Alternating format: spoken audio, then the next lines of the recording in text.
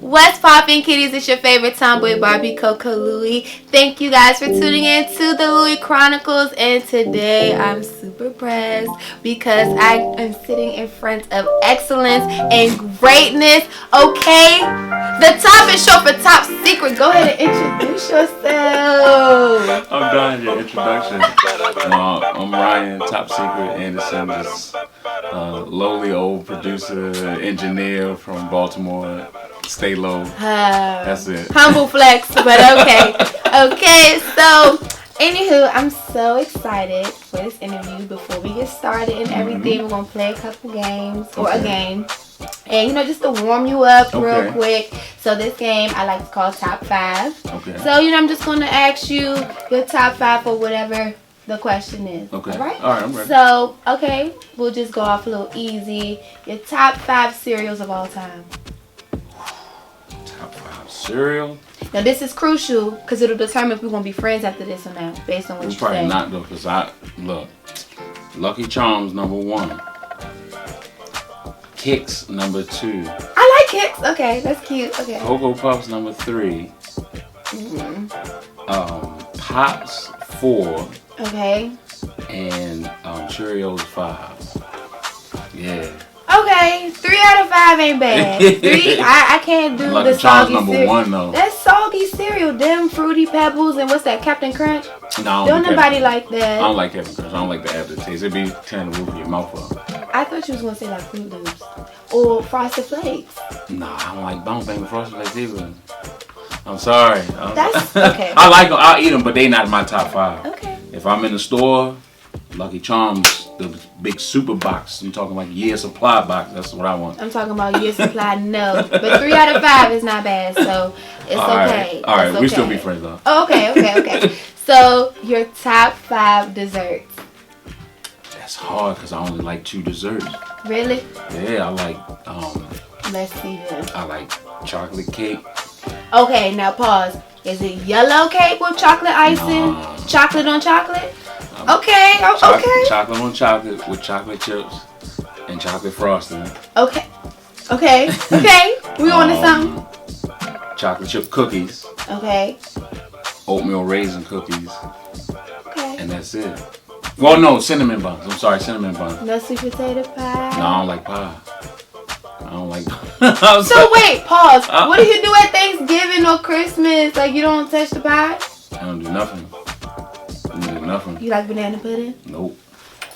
I'm sorry. And see the other thing, I don't like ice cream either. Wow. Ice cream either. This is heartbreaking. I'm sorry. I love ice cream and everybody loves my banana pudding. My wife loves ice cream. She eat ice cream. She can eat it every day of the week. And you just like no. But I love milk though. No. Okay. I'm just weird, yo. I'm sorry I couldn't give you 5, man. I'm sorry. Then he likes milk. Alright. Okay. So top 5 albums of all time. R&B albums of all time. R&B. Alright. Well, you can't even really classify. Alright, I'm gonna go R&B.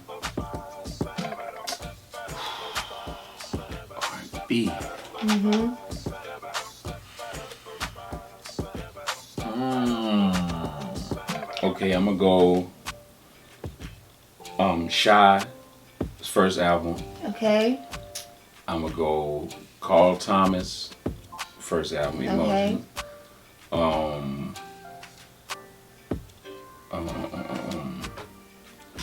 I was gonna say Mike Jack, but that's pop. You can't really. You can throw him in there. I would throw him in there. All right, I'm gonna throw Thriller in there, even though that's ain't but one R&B song on there. Okay.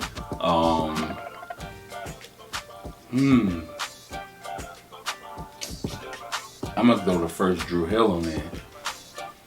Okay. Okay. Rebel for Baltimore. Yeah, I gotta throw that on there. Okay. And what's another one? I got so many of them though. I'm gonna give you a stinger one. I'm gonna throw SZA first album on there. Oh. I'm gonna throw SZA on there. Okay. Her first album is a classic, if we're gonna be honest. Yeah. Okay. Yeah. All right. Yeah. Now let me sidebar real quick. Were you a SZA fan when she was like underground?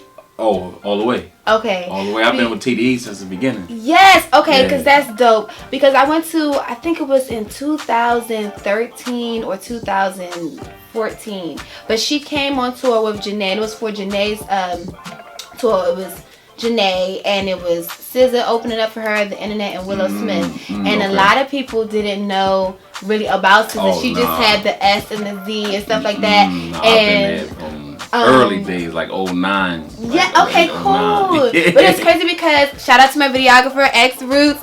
Him and my ex, they put me onto SZA. Like, they was there for SZA. And I was like, wow, I'm here for Janae. What are you talking about? But listening to SZA with them allows, like, okay, you know, she got a little bus ride. That's cool. But again, I'm still here for Janae. But yeah, no, I love that.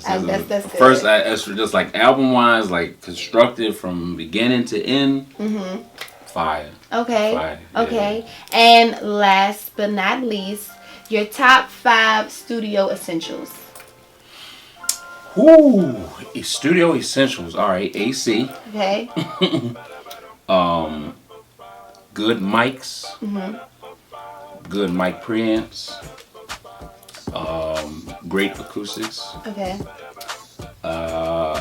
And great monitoring systems. So speakers, like I gotta be able to feel my music. Okay.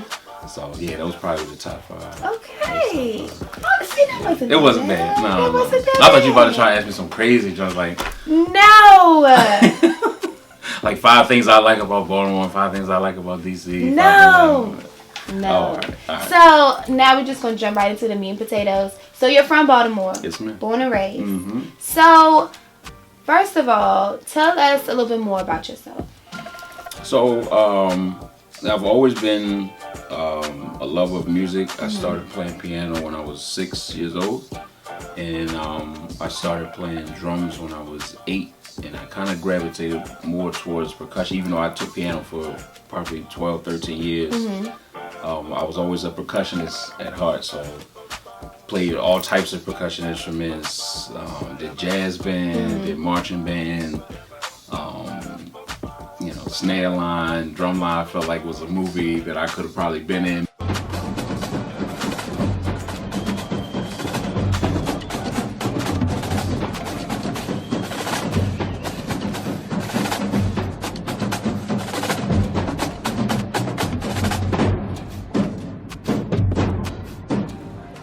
Me and a couple of my boys that I did that was on the drum line with me back in high school, and then just kind of transitioned from just straight production to engineering, which was something I didn't really see happening for myself because I was always geared for production, but I started really like studying engineering and like the science of sound, and that's what I've been doing professionally for since 2008.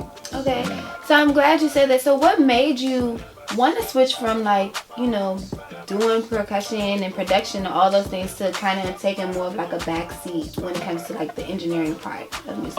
It's weird because I ended up going back to school for engineering and particularly for Pro Tools, and I went really to get better at production. So I wanted to be a better engineer so I can make better tracks and be a better producer and really like understand what I was doing. And then I got in like a habit of just like filling in sessions for other engineers. And so I worked at another studio here in Orange Mills, and I was kind of like the intern doing the whole runner thing and getting coffee and making sure alarms and all that, and never really got a chance to do sessions. And then I got a break to fill in and do a session, and it turned out fantastic. And I was like, well, shoot, man, I might as well keep going with it. And so I ended up doing a bunch of projects, doing a couple of my friends that were rappers. One of my good friends, Mux, who actually just put out an album. He hasn't rapped in a long time, but he just put out a project. It's called 1994. It's probably one of the best things you'll hear. Shout out to him. Yeah, shout out to my boy Mux. But working with him really got me comfortable as an engineer, and so each step was just something next. Like I would do R&B sessions, I would do bands where you really got to be like really into it because you got to know miking techniques, you got to know which mics to use, how to position certain things, and so I was just like, man, and it grew more into like a love for engineering. Even though I still produce, I've just kind of like fully more transitioned to engineering now. But, Okay. you know, I still love both. So what is the difference to someone like myself or somebody that's just on the outside looking in? Because I've had the pleasure to sit in on a couple of your sessions with an artist that's coming soon. Yep, Make sure you shout guys out. are on the rise and look out. Hey, Night, Imani. But what would you say is the split difference or that thin line difference between being a producer and an engineer? Because to me, it kind of all looks the same. Like when I'm seeing you working and stuff like that. Like what is the tail difference between the two? Well, I would say, especially nowadays, a lot of the producers are engineers. Okay. Because, you know, as a producer, you know how you want your stuff to sound. You know what certain effects you want to use for vocals. You know how you want the beat structure, how you want the artist to lay on top of the beat. And so what I find is that when I engineer, if I'm close with the artist, then I'll kind of throw in little things, and then it does become production / engineering. But I would say the biggest difference is if it's a scenario where I'm just engineering and say it's a producer that comes in, what you'll notice is I'm more so focused on making sure that artist sounds good. No matter who it is. I want to make sure that by the time they leave here, everything is good. The track sounds good, her vocals, his vocals, the band sounds good. Make sure it's nothing like crazy frequencies popping out all over the place. And that's as an engineer. As a producer, if I come in on a session, I'm worried about the artist and I'm worried about the song. And I want to make sure I get the best performance out of the artist versus worrying about how it sounds. Like you can sometimes, in some situations, a producer will come back in after the artist leaves and just kind of go over the song, just make sure everything is good. But during that session, you know, you have vocal producers, you have, you know, regular producers, but their sole focus is making sure the song is as best as it can be. So sometimes I wear both hats, and sometimes I just engineer. You know what I mean? If somebody comes in, if another producer comes in, they just like make it sound good, like, you know, do what you do. So have you ever been in a session where, say, an artist, they're so hell bent on like something, like the way something sounds, and to your ear it's just like, this is not it, but it's like the customer is always right, if you will, so it's like you just let it ride, or do you just always give your input? Well, no, I think that you should try it like this, or I really only give input if the artist is okay with it. Okay. If it's an artist that comes in and he or she is just like, I want it this way, all right, cool. We're gonna make it that way, but my job still is to make it sound good. Right. If it's a situation where the artist just is like, hey, Top, like, what you think? Then I'm gonna give an input. Right. Whether I like it or whether I don't like it, and it's not even so much where sometimes you hear like stories with people like clashing and butting heads in studios. Like I've never had that situation because I always feel like we can come to some kind of agreement or like some kind of marriage on maybe an idea. So what I always do, and you probably heard me say it like in sessions, I'll be like, let's try both and let's see what we like. Because if you like it, you keep it. If you don't, get rid of it. So yeah, I mean, never had that where artists just like hell bent on, I'm doing it this way, I'm doing it this way. Well, if that's like that, let's go. Okay. Let's go. So you've worked with a lot of people. Yeah. You guys need to Google him if you don't know. So who would you say has been your favorite person to work with? I would say, you mean like in indie or major or just both? Whichever. Both? I would say on a major level, I would say probably BB Borelli. Okay. Is probably one of the best just because she's so quick. And I'm talking like when we record, like you got to be on it. So, you know, she may do a couple lines and it's like quick punch. So it's like you really got to like be focused on the session. It helps you get better speed-wise with Pro Tools. So I would say her. My boy Marks that shouted out his album because he just comes and he already knows his stuff and he'll just come out and bang out songs, just bang them out. My boy YBS Scola, because I mix pretty much all his stuff now. Okay. I always just like his approach to his songs and his cadences, just not even just so much because it's a Baltimore thing, but he's just really dope. He's a really dope artist. and it's fun mixing his records. I would say who's another person, Q the Fool. I've got to do some of his sessions before. Just incredible artist. Again, one of those kind of fast punch, like keep you on your toes. And so many. Tiffany Evans. Oh, I love her. Man, okay. Tiffany Evans. I mean, we've done so much stuff together musically, probably over the last like 5 years.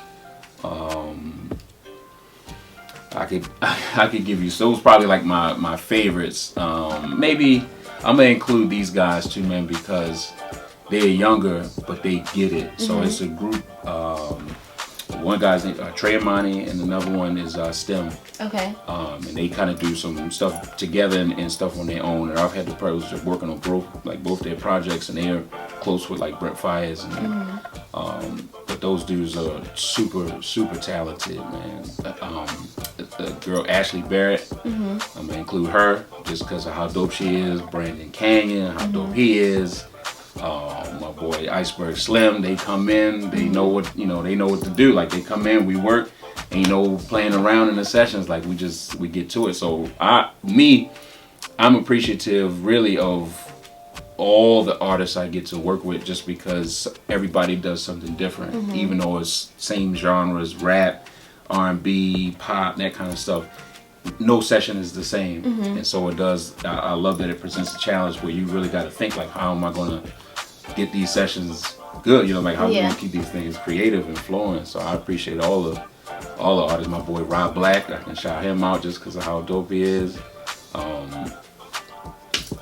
Numerous people work with Lil Wayne.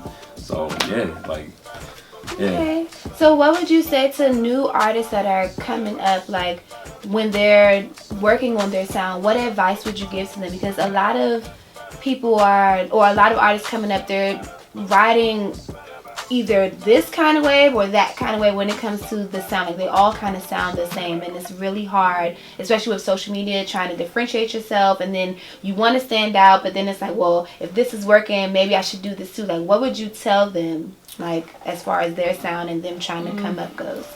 I think the biggest thing I would say is really learn music. Steady music, steady songwriters, famous songwriters, steady successful artists. But steady them to the point where you see a formula, but be you, if that makes sense. I feel like, especially nowadays, so many artists are more worried about going viral than they are about the art of rapping or the art of singing or songwriting. And so everybody's looking for that one thing that's like, it's gonna get me on because of this. I would say really be patient with music, because this is the one industry where nothing happens as you think is going to happen. So you have some situations that are overnight success. You have some people who have waited 10, 15 years for their shot. Right. You know what I mean? Quincy Jones was 40 when he does Thriller. You know what I mean? Even though he was already successful. But I think just like really learning who you are as an artist. And really figuring out what you want to do. Always develop like a good niche market, but don't keep that niche market. Like I always feel like we think about like artists from our time, they were global artists, but they also had a niche market. So as they get older, they can still tour. Right. You can still go European tours. You can still go to Africa. You can still go to all these other places because you have a fixated sound that people will always enjoy. But when at the peak of those artists' careers, they were global artists. And so I always try to tell people, think like as you make songs, like my motto is we don't make songs for ourselves as an artist, as a producer. I don't make something for me to hear it. I make it for you, for anybody to hear it. And you know, if with that mindset, then each song should be better than the next one. So that's probably the biggest thing I would give for new artists. Okay. Yeah. And for this area, Baltimore, you know, DC, the whole DMV, where do you think like artists from here are going? Do you think, because for whatever reason, it's just like sometimes it's a little harder for artists here to pop, or it's like we don't really support us. It's almost like a crab in a barrel mentality, sad to say, when it comes to artists supporting one another. Like you'll do better like somewhere else, like the audience will perceive you better than when you're at home. Like, where do you think, or where do you see the sound from this area going in the next couple of years? It's weird because I'm a little bit older, and so I can remember really that mentality being strong in this area, where in order to really blow up, you had to leave, you had to go somewhere else. What I find now is that a lot of the younger artists that are coming up, they collabing more, they doing tours and stuff together, albums and stuff together. And so what it does is it breeds, not, of course you always have healthy competition, but it breeds camaraderie. Excuse me, that's something that we didn't really have, you know, years ago and even before my time as far as this area. You know, it was always kind of like a Baltimore, DC thing, or Baltimore, PG. You know, we not part of the DMV, all right? I'm just going to put that disclaimer out right now. We not part of it, but we respect it though, all right? Good job! Look, we respect it. We don't want no parts of it, all right? We got our own. I'm joking, but no, but the thing is, it was always that clash for so long, and so you know, I've done some projects with Q the Fool and Scola. Got a whole project together. People work with like the kid Izzy. It was super dope, man. The young guy Laura X is crazy. Grizz, like all them people from down. From DC, PG, all right, that's crazy dope, man. Blizzard, you know what I mean? Like all of them, and they've come up here and record and come up and just kind of chopped it up with people, and so what it develops friendships, and you become close. And so, like I said, even though it's still like a healthy competition, you more so kind of want to see that person do well instead of if that person gets on, I hate him now. Let me pull him back down. So I feel like it's going in a good direction, and I really think now that you have so many of the local artists that are getting national recognition, I think what is changing is even for labels looking in this area. This area has always been known for great producers, great production, but now it's starting to be looked at with artists too, and different types of artists. So like Brent Fayez, a person who's kind of more smooth, crooning style singing, to like a Scola that's aggressive rap, or you know, like a Q the Fool that's just like kind of aggressive trap type rapping. But it's something different that I feel like, you know, national level, like on a national level, people can really enjoy. So. Okay, so before we wrap this up, last question: who are some artists that you would love to work with? All right, I definitely want to work with Beyonce. I want to work with Usher. I would love to work with Diane Warren, probably one of my favorite writers of all time. And I would say, of course, Jay-Z. I would love to either production or a session or something. Okay. I'm kind of hurt because you didn't say my favorite artist. Who's your favorite? CoCo Louie. I am a Jill of all fields over here, okay? I ain't heard one song, all right? Listen. We in the stew. All right, we'll cook something up then. We're going to do it on the spot, all right? I can, listen, you don't want the smoke, okay? I got bars. Okay. I got bars and I ain't heard them yet, so okay. Just provide them for me, all right? Louie coming through, hop up on the beat. Oh, shucks, that's me.